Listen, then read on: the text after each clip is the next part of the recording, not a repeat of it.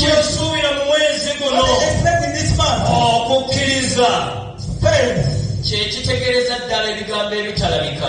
It explains the invisible thing. Okkiriza by'otalaba ne birabika.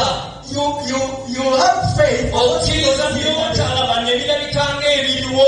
And you accept those which are not available and the which are n'ogamba Mukama nzikiriza Lord, I believe nti ogenda kunzimbira. that you're going to build for me. N'okkiriza n'omugamba Mukama Say, Lord, ettaka ngenda kuligula mu linnya erya Yesu. to my land, Jesus. N'okkiriza n'omugamba Mukama Say, Lord, abaana bange bajja kusoma mu linnya erya my Yesu. children will go to school. Newankubadde nga fiizi tozirina. No matter I don't have school fees. N'okkiriza n'omugamba Mukama Say, Lord, ekyo nkikkiriza mu linnya erya I believe Yesu. that in Jesus' name.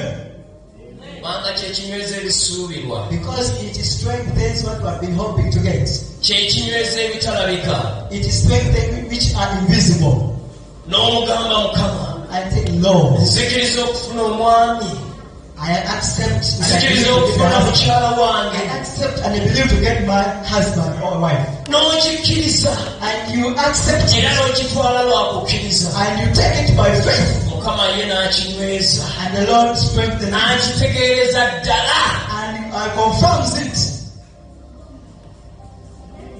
Olwekyo abooluganda, So believers, olwaleero today, kkiriza ebitalabika accept those who are invisible. birabike mu bulamu bwo mu linnya Yesu. Say that invisible in your life.